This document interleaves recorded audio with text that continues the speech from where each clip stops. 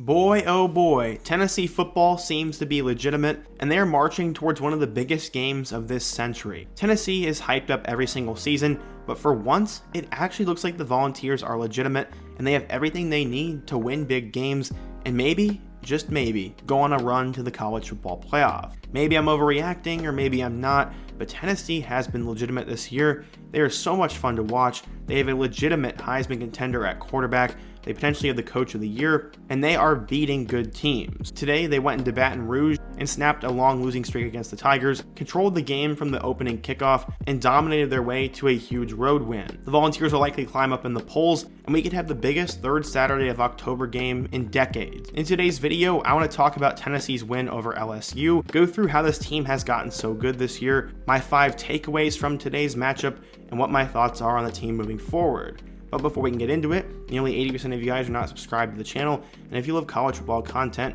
be sure to hit that subscribe button and help us reach 100k subscribers here.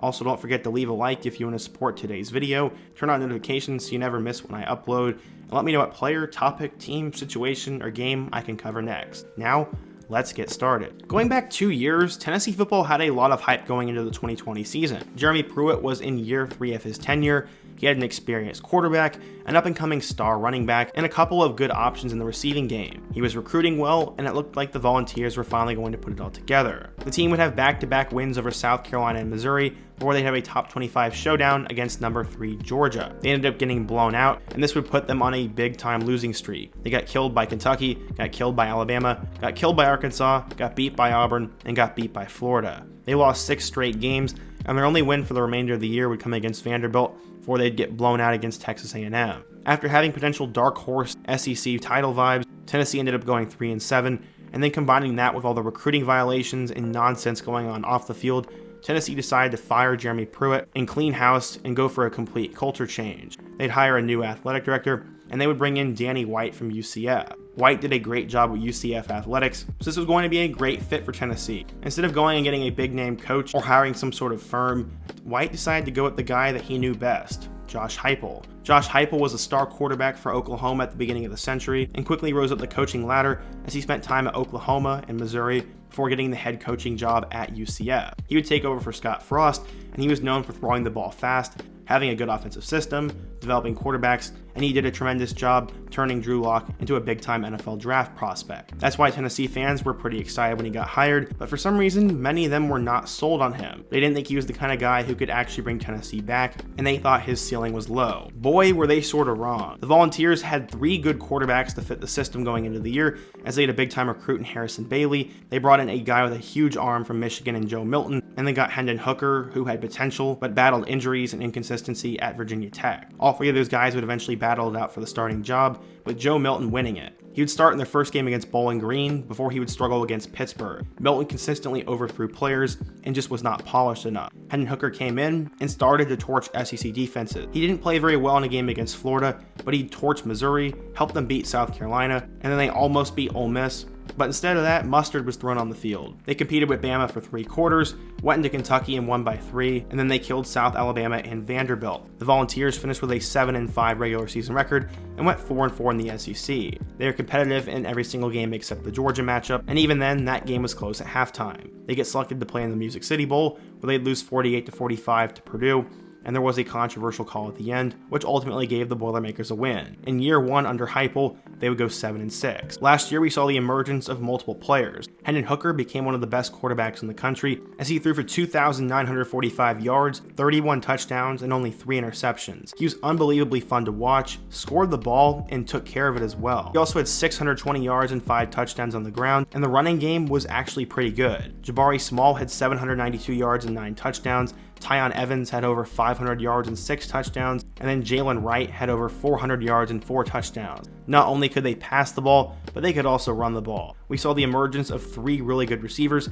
as Cedric Tillman became all-conference with 64 catches for 1,081 yards and 12 touchdowns. Velus Jones Jr. had 62 catches for 800 yards and 7 scores, and eventually was drafted by the Chicago Bears. Javonte Payton also had 6 touchdowns, and he is somewhere in the NFL. Some were worried how Tennessee was going to replace these weapons going into this year, but as of right now, they've been completely fine. Despite having a pretty good season, the Volunteers were not ranked in this year's preseason poll, but they would quickly prove everyone wrong. In their opener, they'd kill Ball State 59-10, before they jump into the top 25 and have to go on the road to play Pittsburgh. There was some struggle early on for Tennessee, but they ended up getting it together and won 34-27 in overtime against the number 17 ranked Panthers. Hooker had a spectacular night, and he would continue that on against Akron. They would beat the Zips 63-6, but they'd have a major loss as Cedric Tillman would get hurt, and he has not played in their last 2 games. Tennessee decided to continue the momentum on as number 20 Florida came to town. They dominated the Gators in all facets of the game, but unfortunately they let up a late comeback, and Florida actually had a chance to complete a Hail Mary,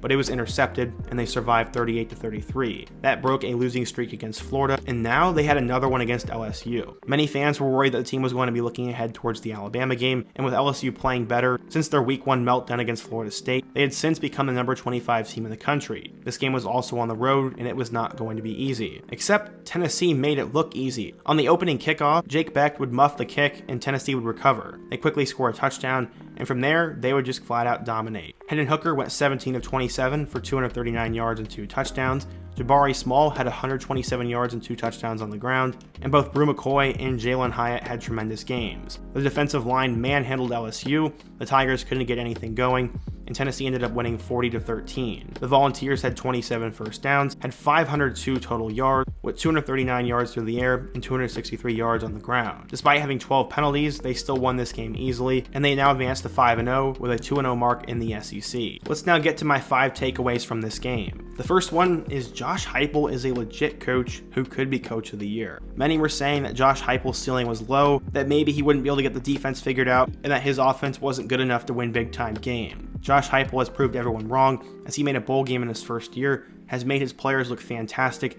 and now has 3 top 25 wins this year so far. His Volunteers are undefeated, his system's working, and he could be the national coach of the year if Tennessee continues playing like this. With Tennessee's prestige and resources, I don't think Josh is going to leave anytime soon, and if anything, a lot of other places would be a step down. None of the big-time Blue Bloods have job openings, so Josh is going to get comfortable and leave his bag in Knoxville for quite a while. Second, Hennen Hooker is a legitimate Heisman contender and an NFL quarterback. Every year we see one of those guys who just blows up out of nowhere, has that it factor, wins games, and becomes a big-time prospect. Joe Burrow did it in 2019, Mac Jones did it in 2020, and Kenny Pickett did it in 2021. Hennen Hooker looks like that guy this year. So far, he has nearly 1,200 yards with 8 touchdowns and doesn't have a single turnover. He also has 3 more touchdowns on the ground and has 3 top 25 wins. Hooker might be a little bit undersized, but he's extremely athletic, is completing nearly 72% of his passes, has played well all throughout his college career, and is now winning games. With Tennessee being undefeated and being one of the hottest teams in the country, his Heisman odds are going to continue to shoot up, and if he keeps putting up big time numbers, don't be surprised if he's a late first round pick either. My third takeaway is Tennessee has real college football playoff chances. Really before today, I thought it was somewhat of a pipe dream. We're still not going to know a whole lot until the Alabama game next week, but Tennessee has a chance at this. They already have 3 top 25 wins, and for the most part, they've been the better team all 3 games. They're pretty much solid everywhere on the field, and while I wish the defense could be a little bit better, they are continuing to make strides each week. We're really going to find out next week as they play Alabama, and this is the biggest third Saturday of October game I can even remember. I started watching college football in 2012, and in my lifetime, I don't remember a bigger Tennessee-Bama game. From there, they get UT Martin before a home game against Kentucky. Personally, I think the Wildcats are overrated, and I think Tennessee will cruise in that game. To end the season, they'll have Missouri, South Carolina, and Vanderbilt, and right now all 3 of those teams are struggling, and all 3 should be wins. The other big question mark in that time period is Georgia. They'll have to go on the road to play the Bulldogs, who are currently ranked number 2. Luckily for the Volunteers though, Georgia is starting to slip. They struggled against Kent State, and then this past weekend should have lost to Missouri. If Georgia doesn't figure their crap out soon, and Tennessee can find a way to beat Alabama next week, then the Volunteers are legitimate playoff contenders and could find themselves in that Final Four. My fourth takeaway is no Tillman, no problem. Cedric Tillman was the all-conference star receiver for this team, but with losing Velus Jones and Javonte Payton, 2 other players have stepped up. While Tillman has been hurt, Brew McCoy stepped in and had a huge game. Today, he finished with 7 catches for 140 yards, and Jalen Hyatt would have 2 touchdown passes. Both of those guys have legit NFL potential, and when the best player has gone down, they've stepped up, made big plays, and filled the stat column. My fifth takeaway is that the future of Tennessee looks very bright. We're seeing younger running backs play well, the Volunteers are recruiting very well, young defensive players are getting sacks, inexperienced receivers are stepping up, and players are buying into the culture. Right now, the general vibe around Tennessee is extremely good, And recruits are seeing that, players are seeing that, and the nation is seeing that. Tennessee football is for real, and today's game only made that more clear. We're gonna have to wait and see what happens next week against Alabama, but I'm super pumped. What do you guys think though? If you're a Tennessee fan, what are your thoughts from today's game? What are your thoughts on the program moving forward? And is there a chance at a playoff run? Be sure to let me know down below. Leave a like if you want to support today's video, subscribe if you're new, and check out all my other videos on the end screen. I hope to see you guys again soon, but until next time, peace.